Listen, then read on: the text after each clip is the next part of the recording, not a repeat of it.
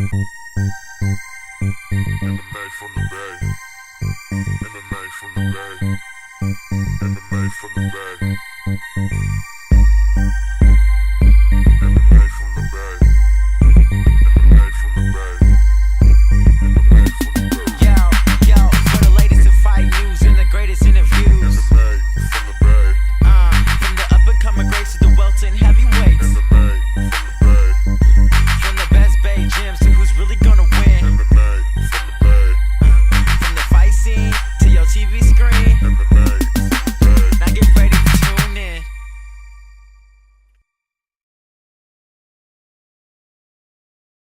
Welcome back to MMA from the Bay. So we want to thank Julie Fez Rodriguez for being our first up-and-coming fighter.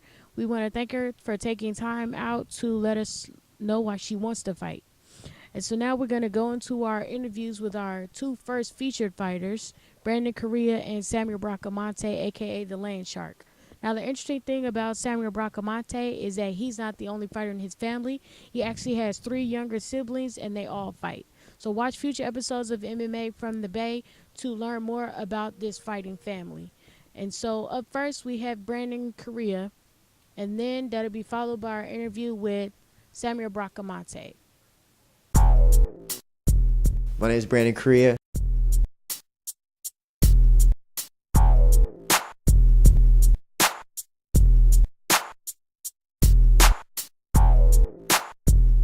I'm actually here at Hayes Mixed Martial Arts here in Newark, California. Well, for me, KAJUKENBO had given me a great base because it helped me realize what it is to be punched. There's drills that we go through as we grow from a white belt to a black belt, so it helps us take the abuse. You know, in the real world, when you're in a fight, they're not going to be nice. They're not going to be gentle. They're going to be hard. They're going to be physical. They're going to be mean. So pretty much they teach us when you come in here and you put on that gi and you put on that belt to be that way. I'm actually a 2nd degree black belt in KAJUKENBO. I'm currently doing Muay Thai right now because I am fighting in the cage. I also do luta libre, which is another form of jiu-jitsu. It's actually no-gi jiu-jitsu under the Professor Leopoldo Serral at Fairtex in Mountain View. Right now, my strengths are my strength. I would say I'm more of a brawler, if anything, but I am really good on the ground.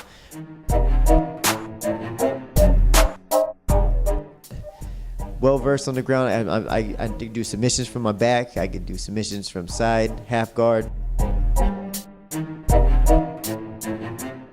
I've had 6 medals in the last 5 tournaments I've done in jiu-jitsu. I placed 2nd at the Gracie Open. I'm actually a yellow belt in luta libre.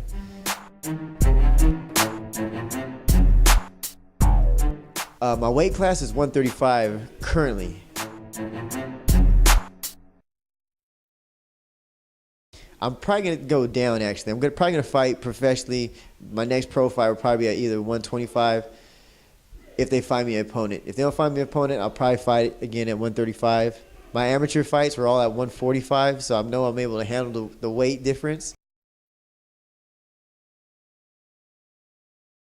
Near goals is get the W, continue to win, continue to train hard, and just put it all out in their line, and you know, hopefully become a well-known name in my weight class in MMA. That's the far goal.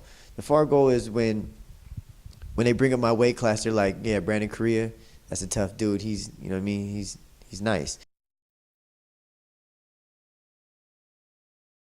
I'm very explosive. I'm fast. I'm quick. I'm crazy, but controlled crazy, you know?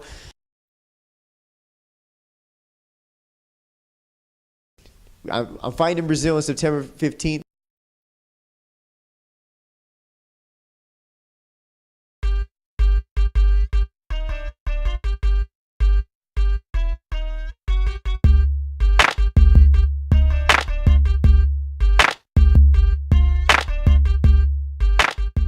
I started when I was 8 years old.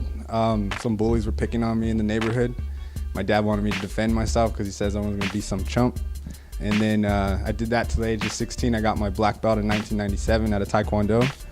And then hooked up with wrestling at Andrew Hill. That's my coach, Philip Garcia, got me started. And then I hooked up with Bo Bunak out of Shooters Freestyle, and been with him ever since. Been with him 3 years running, so my total experience is about 12 years MMA. I walk around at 295, but I cut down to 185. I fight there at a middleweight. My first amateur fight was against Chris Stewart. I guess he's out of Strong Side MMA, and that's out in Pacifica. We went toe-to-toe at every round. We went 3 rounds, and I finally TKO'd him in the 3rd round. It was a Strikeforce debut, and I was a little nervous because that was a big venue, but I do what I do, and I was real confident once I got into the cage and got a feel for it. So, like I said, I never planned for it to get this far, but since I'm good at it and I like it, UFC is everybody's main goal. But I just like to get and do what I do and see how far it takes me. My full amateur record is 1-0, but the amateur pancration level that I started fighting at is about 14-7. So I got all my ring rust out there, and I just jumped up to the cage was the next venture for the coach, and we just went from there. My sponsor is Anthony Morales out of Blood Brothers Inc. This is his team here, Bred for Battle. He's showed us a lot of love. He was actually the one able to get us into Strikeforce. I got 3 other brothers that follow me. I kind of planted the seeds, and they just followed, and they're all bigger than me. I'm the oldest, and I got to set the example, so it's a little harder because I got to show them what to do, and I got to hold my own against them too. The amateur pancration, that was where I got started. That's what John Franks out there in Santa Ana, the Pancration Fight League. He sets up big tournaments, maybe 3 times a year. We go out there and we bang them, my brothers. I did it by myself for 2 years, and finally my brothers finally came along, and we got a team going, and now we got up to 10 competitors that compete with us as well down there. And just the experiences are awesome, just going out there, you meet a bunch of friends, other fighters. You create these lifetime bonds with all these other fighters out there. Pancration is an amateur fight league. Since it's not regulated by CSAC, they allow only body shots, submission wrestling, and it's basically mixed martial arts where you have Muay Thai fighters, wrestlers, jiu-jitsu fighters, any type of mixed martial arts practitioners. The only thing is minus headshots because of liabilities and stuff like that. But it's a good place to learn how to fight, to see what it's about, and then you eventually pick up on it. I just want to thank God for all the opportunities, for blessing me with a good family, a good team. My family, my mom, my dad, everybody showed us support. They say a fighter's road is a lonely road, but not with our family. Our family's there to support us no matter how far we go.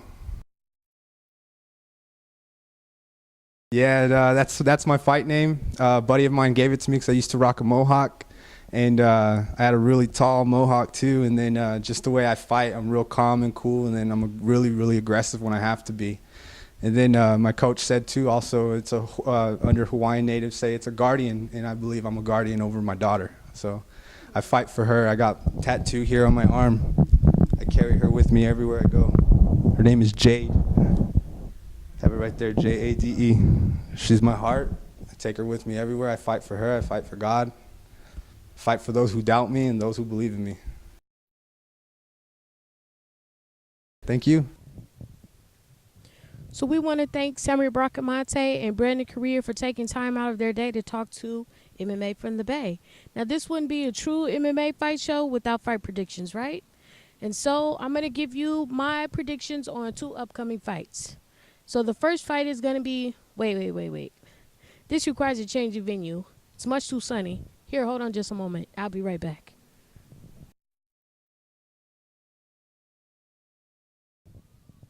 Okay, so now that you heard my fight predictions on the upcoming fights, I'm going to let Samuel Bracamante and Brandon Correa tell you theirs on these fights. Now, first thing that you got to keep in mind is there's a difference between the time we film this with them and the time you're watching it. So keep that in mind and listen to their fight predictions on these past fights. My heart picked Uriah to win. Rashad and Rampage. Oh, there's so much crap talking on that on the countdown. I like Rampage and I like Rashad, but I think Rashad may take it because he's more of a crisp fighter. But you got Rampage going in there with hatred, and he could knock him out. It could go either way.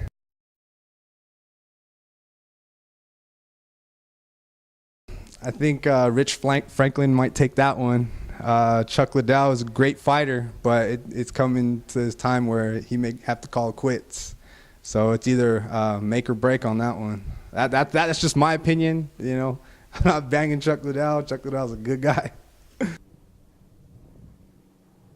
So thank you for your fight predictions. I think I'm going to do a little bit better, but we'll have to wait and see. And so now comes the part where we give away some free stuff, right? That's what everybody loves. That's what I love. And so I'm going to introduce a contest that we're having. And so you see that we're at a lovely park somewhere here in the Bay Area.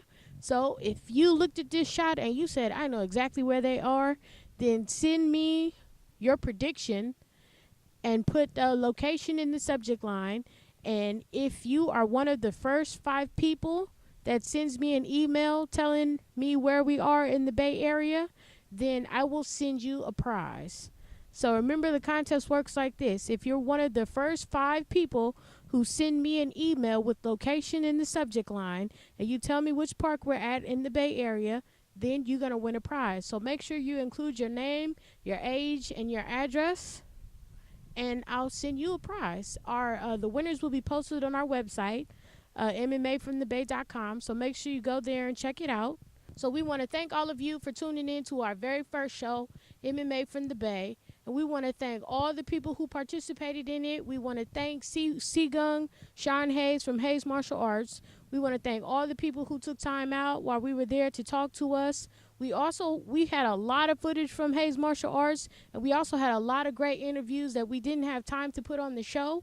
So if you have time, go to our website and check out our exclusive content. We have great interviews with Sifu, Bob Gomez, and Grandmaster Pete Morales Sr. They taught us great stuff about KAJUKENBO, and since this is our first episode, learn more about KAJUKENBO by going to our website and checking out their exclusive interviews with us. And we also want to thank our up-and-coming fighter, Julie Fez Rodriguez, for taking time out and talking to us. We want to thank our 2 featured fighters, Brandon Correa and Samuel Bracamante. Make sure you check out them and look out for their names in future fights. And we want to thank you for tuning in and watching. So, until I see you next time, this is MMA from the Bay. MMA from the Bay. MMA from the Bay. MMA from the Bay.